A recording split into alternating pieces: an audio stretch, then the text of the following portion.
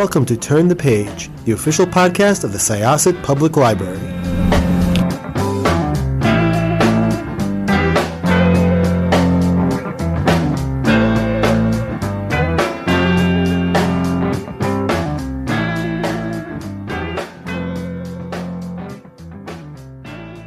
Hello, everyone. Welcome back to Turn the Page. I'm your host today, Jen, and today I am joined by the author of an absolutely riveting historical mystery. I loved the setting. I loved the characters. It is an absolutely gripping mystery story, and I am so excited to talk about it. Welcome. Could I ask you to introduce yourself and your book, please? Hi, well, what a lovely introduction. Thank you. I'm Elizabeth Arnott, and I'm the author of The Secret Lives of Murderers' Wives, which is a sun-soaked Californian 1960s mystery with three rather unusual leading heroines. So on the surface, Beverly, Elsie, and Margot couldn't be more different, but actually they have a shared secret that binds them together, and that is that they are all ex-wives of serial killers. It's such a fascinating premise right from the go. I am so fascinated by this idea of having this shared experience could bring people together from such different walks of life and such different ranges of experiences. Before we get into the book too much, I'd love if you could tell us a little bit about your career and your writing journey. So I actually was a journalist for many years. I mean, coming up to 2 decades. I started off in sort of music journalism, entertainment journalism, and then went into women's magazine journalism, which opened up so many opportunities. I was able to travel the world searching for stories. So I rode motorbikes in India with feminist motorcycle gangs and stayed in squats in North Paris with political protesters. It really was kind of just an incredible way to learn about telling stories and meeting people and the craft of journalism.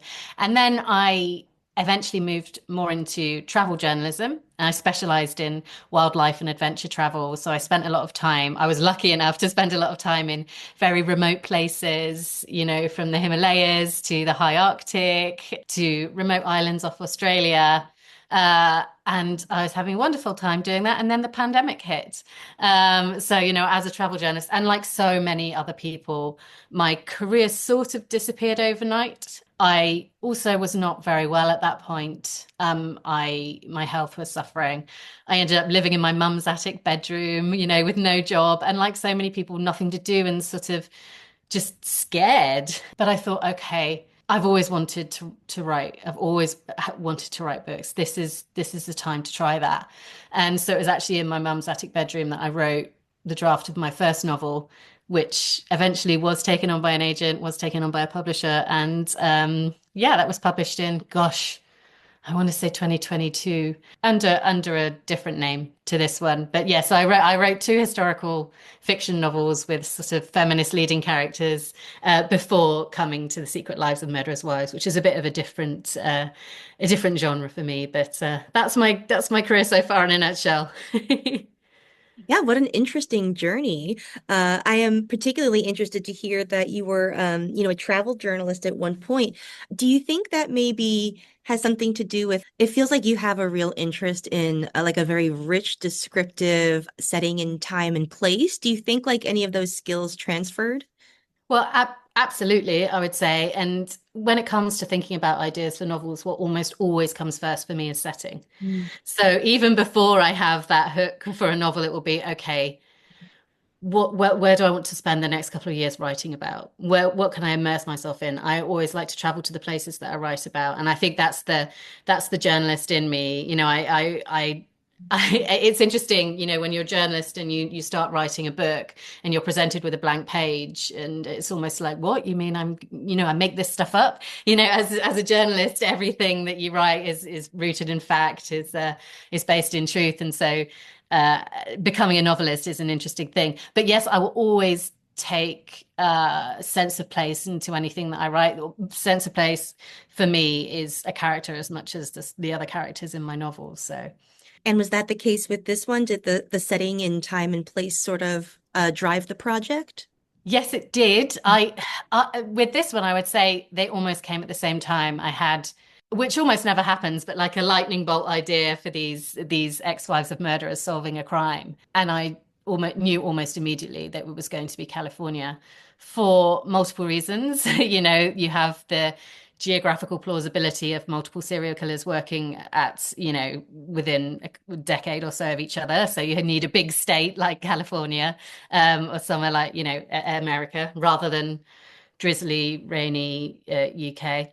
And also with California, you have that the links to old Hollywood that I really wanted to include there. And so, we can talk about the 1960s setting, but in terms of California, I really knew that that was somewhere that I loved, somewhere that I knew I wanted to spend time writing about, and something that would lend a story about murder and actually quite dark things, a sort of a brightness and a lightness and a vividness. I wanted this to be a book about murder that you could read by the pool.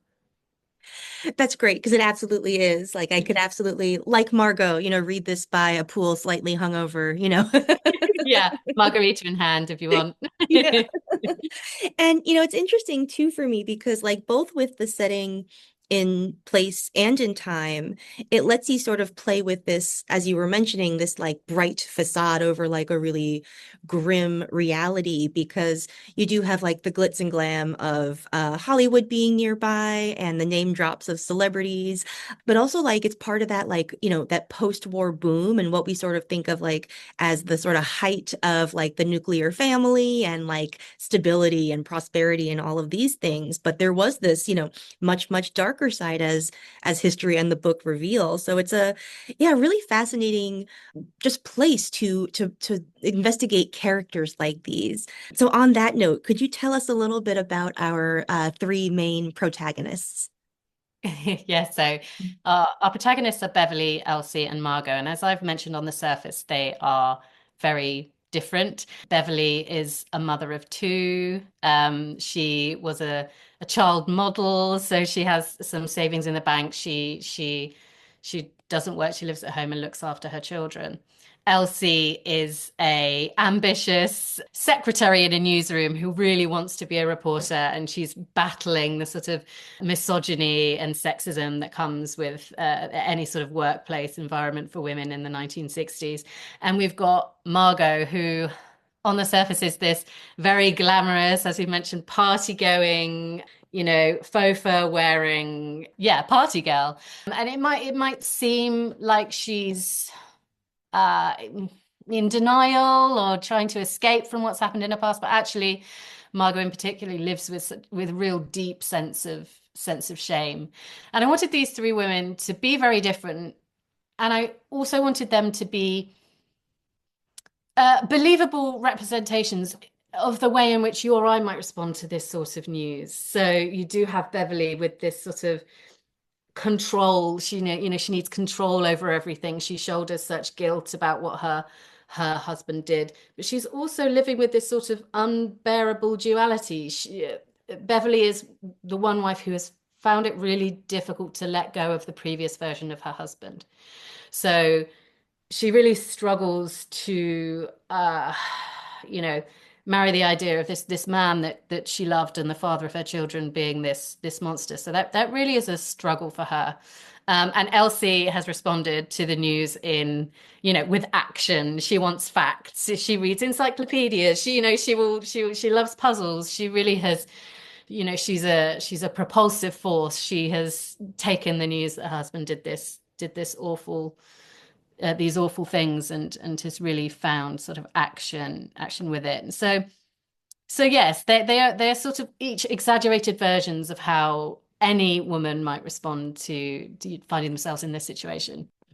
Yeah, it's one of the ways that this book is so insightful in how you explore all of the different ways in which um, people might respond to being connected to such a crime. Like, it really got me thinking about just being in this extremely unique position of being, irrevocably linked to this awful, awful, awful tragedy that you had absolutely nothing to do with, and how that affects you both as an individual, like, intrinsically, and how you move through like the social world, because they all find themselves also having to really cope socially in very different ways too.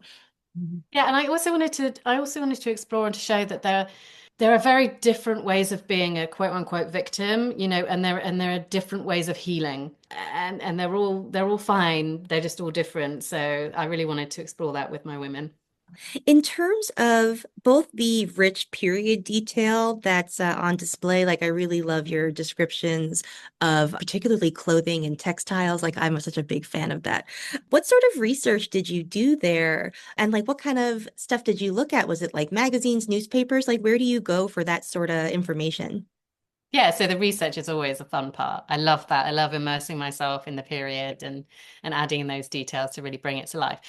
So yeah, I bought a load of magazines off eBay. I bought old copies of Vogue. I bought old women's sort of lifestyle magazines, recipe books, cookbooks. And what was interesting was not only the content of those magazines, but the adverts in there as well, and what women were told to aspire to as well as what they actually did aspire to. So yes, there was lots of paper-based research like that, but I also watched a lot of YouTube footage of old music shows, old game shows to get a sense of that sort of period detail and the clothing. I watched a lot of Mad Men, which was very fun indeed. Um, I watched films that I think very good in their representations of serial killers, things like Zodiac. Obviously, I love Psycho. Seven is also a really interesting film that represents a serial killer. So yeah, just really anything I could to immerse myself in the period. And I did do a load of research at the start, but the research never stops. So I do break and I'll write a first draft and then I'll really know what I need to research. So I will do a load after that as well. But yeah, it's no hard task. I could spend months doing, way too long doing research. I have to cap it. I imagine it would just be so easy to go on and on and on researching forever. It's such a fascinating, especially when you are researching the stuff of everyday life like this, you know. It also speaks to like, what a broad range of things are considered history, because so many people think of like wars or generals or, the names of great men, quote unquote. But the stuff that people wore and like what you may had for dinner every day or what you put in your coffee, like that's all the stuff of like everyday life that every most people experience. So Exactly. What toaster did they have? What Sara Lee frozen dessert did they have in the freezer? Yeah, I find that stuff fascinating too. Hmm. Oh, so in terms of your approach to pacing, because one of the things I love about this book is that it sort of like combines the slow burn of something almost like Zodiac, I would say, which is just such a like, I love that movie so much. I Oh, think it's it's such a good movie. so I've heard it referred That's to great. as competency porn. And I'm like, it really is. Like everybody's just so good at their job. Yeah. And And so you have that kind of slow burn of like an investigation, but also there are like really tense twists and parts that really like speed the whole deal up. So yeah, what is your approach to that? So I'm a planner. I absolutely have to plan what I'm working on. Otherwise, I would just get myself into such a muddle. I think it's easy to start a book when you're excited and you feel like the momentum's there. But if you don't know where you're going, you can run aground. So I do plan quite extensively before I start writing. I'll do it free form in a Word document and I will do a detailed chapter plan. So I will have at least a paragraph, two, three paragraphs for each chapter that I'm going to write. And once I've got those chapters down, I will go through and make sure I have the turning points that you need for a propulsive story. So, you want a midpoint turning point, you need a inciting incident at the beginning, you need to build towards a climax at the end, and you need a twist in there somewhere, possibly in the terms of the genre that you're writing. So I will go through and in that chapter plan, I will mark in red whether I have these turning points in the book.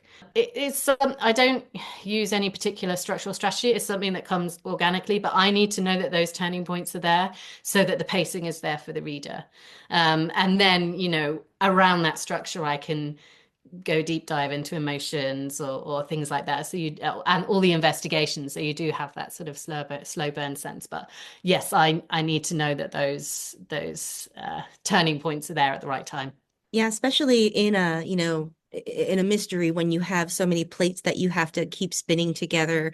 Um, making sure that everything is sort of like the reader is aware of things, but perhaps not too aware of them, like so Yeah. their attention can be diverted. Like it's, yeah, I always wonder like how different the final product is from that plan and if it has to adapt as you go. And Oh, so different. It's a movable feast. My plan changes constantly, but I have to have a plan in place to be able to start writing. I have to have the confidence that I could get that, that I can get through to the end of this draft and there will be a story structure in place.